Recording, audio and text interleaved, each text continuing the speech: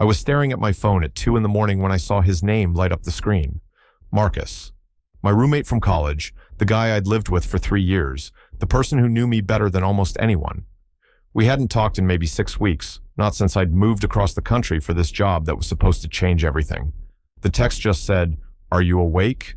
And then, before I could even respond, "I'm outside." I thought he was joking. Marcus lived in Portland. I was in a tiny apartment in Chapel Hill, North Carolina. That's not a quick drive. That's not even a reasonable flight. But when I looked out my window, there was his beat-up Honda Civic in the parking lot, the same car that had taken us on countless late-night food runs and weekend trips to the coast. The same car that had been parked outside our apartment for 3 years while we figured out who we were supposed to become. I ran downstairs in my sweatpants and an old t-shirt, barefoot on the cold pavement, and there he was. Marcus looked exhausted. His hair was messy, he had 2 days of stubble, and his eyes were red-rimmed like he'd been driving for hours without stopping. Which I realized he probably had been. 12 hours. He'd driven 12 hours to show up at my door at 2 in the morning. "What are you doing here?" I asked, and my voice came out weird, almost breaking. He just looked at me for a long moment, and I saw something in his face I'd never seen before. Fear, maybe, or something close to it.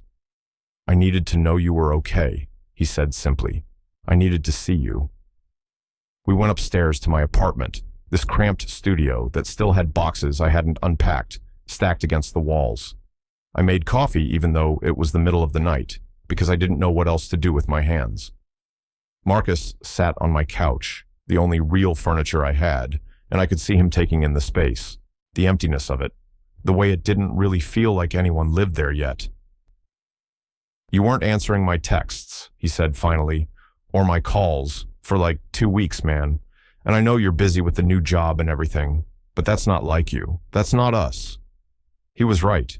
We'd always been good about staying in touch. Even during summers when we went home to different states, even during that semester, he studied abroad in Barcelona. We talked, we checked in. But these past few weeks, I'd been dodging him, keeping my responses short, making excuses about being tired or busy or adjusting to the new city. "I'm fine," I said, handing him a mug of coffee. "Just adjusting. You know how it is." "No," Marcus said, and his voice was firm in a way that made me actually look at him. "I don't know how it is, because you won't tell me. You've been shutting me out since you left, and I can't figure out why." I sat down in the chair across from him, putting distance between us, and I felt something crack open in my chest. The truth was, I hadn't been fine. The job was harder than I expected. The city was lonely. I didn't know anyone, and every day felt like I was pretending to be someone I wasn't. But that wasn't why I'd been avoiding Marcus. That wasn't the real reason at all. "You drove 12 hours, I said instead of answering. "That's insane. You have work. You have your life in Portland." "I took time off," he said, "and my life in Portland is pretty fucking empty without my best friend in it, so yeah, I drove 12 hours, because something's wrong and you won't talk to me about it, and that scares me more than you know." The way he said it, the rawness in his voice, made my throat tight. Marcus and I had always been close, but we were guys. We didn't talk about feelings like this. We joked around. We watched sports. We complained about classes and professors and the general unfairness of the universe. We didn't sit across from each other at 2 in the morning and admit we were scared. "I miss you," I said, and it came out barely above a whisper. "I miss you so much it hurts, and I don't know what to do with that." Marcus set his coffee down on the table between us. "Then why have you been avoiding me? If you miss me, why won't you talk to me?" This was the moment. This was where I could keep lying, keep pretending, keep protecting the friendship we'd built over 3 years of living together. Or I could tell him the truth and risk losing everything. I looked at him sitting on my couch in my empty apartment after driving halfway across the country, and I realized he deserved the truth, even if it destroyed us. "Because it's not the same kind of missing," I said, "because somewhere along the way, things changed for me, and I don't know when it happened or how to go back. Because every time you text me or call me, I want to answer so badly it physically hurts. But I also can't, because hearing your voice makes everything worse.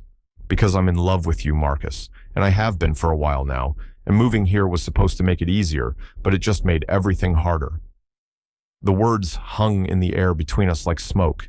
I couldn't look at him. I stared at my hands, at the coffee mug I was gripping so hard my knuckles were white, at anything except his face. The silence stretched out so long, I thought I might die from it. "Look at me," Marcus said finally. I couldn't. I physically could not make myself look at him. "Please," he said, and something in his voice made me raise my eyes. He was crying.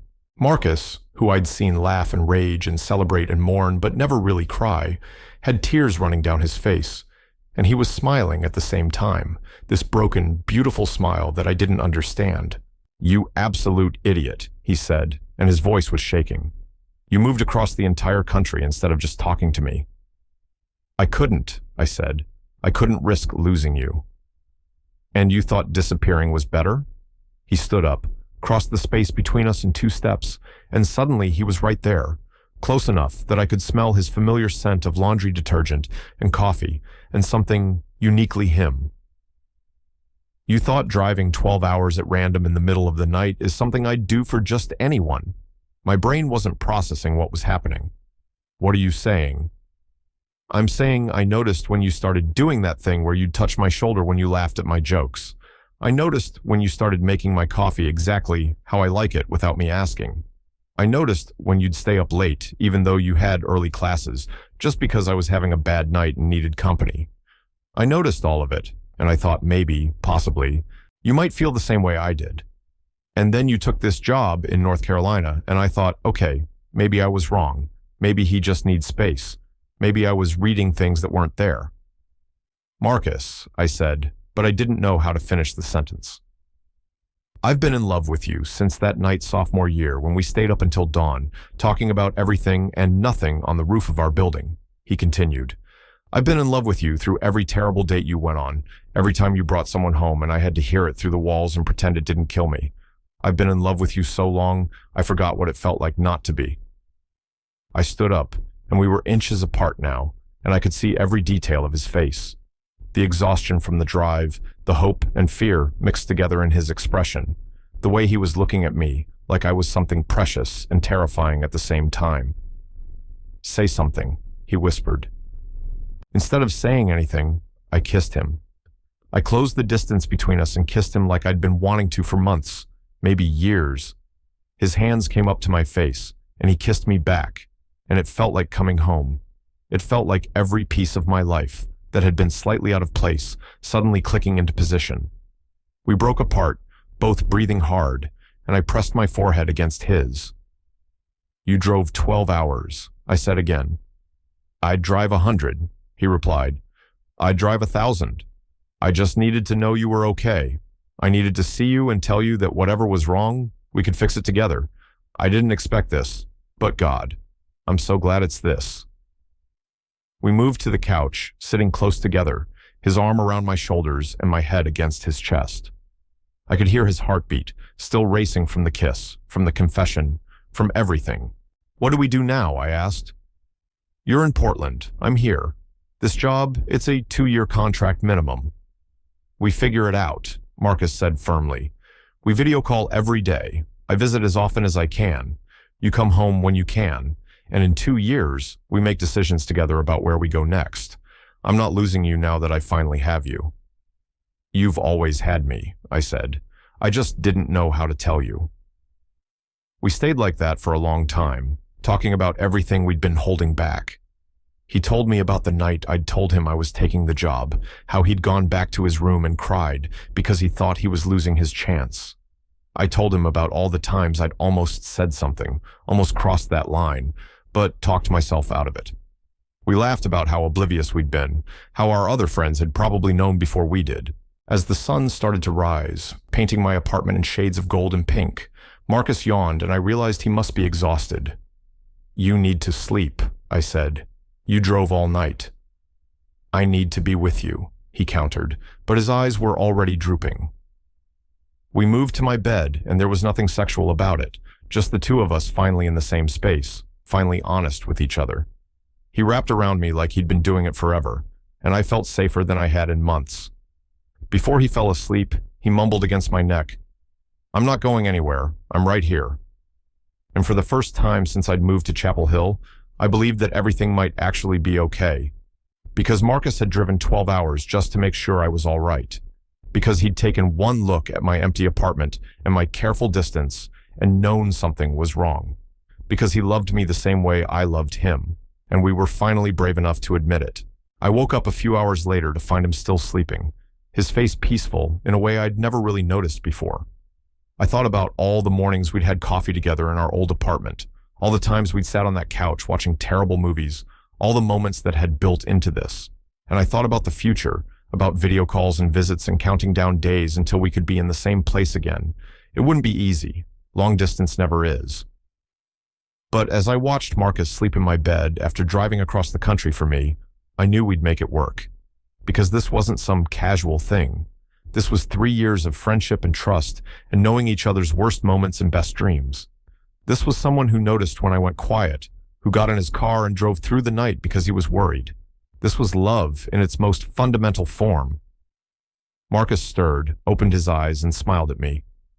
"Hey," he said, his voice rough with sleep. "Hey yourself," I replied. "How are you feeling?" "Like I just drove 12 hours, he admitted, but also like the luckiest person alive. He reached out and took my hand, lacing our fingers together. "We're really doing this?" "Yeah," I said, "we're really doing this." And in that moment, in my tiny studio apartment 3,000 miles from where we started, everything felt exactly right.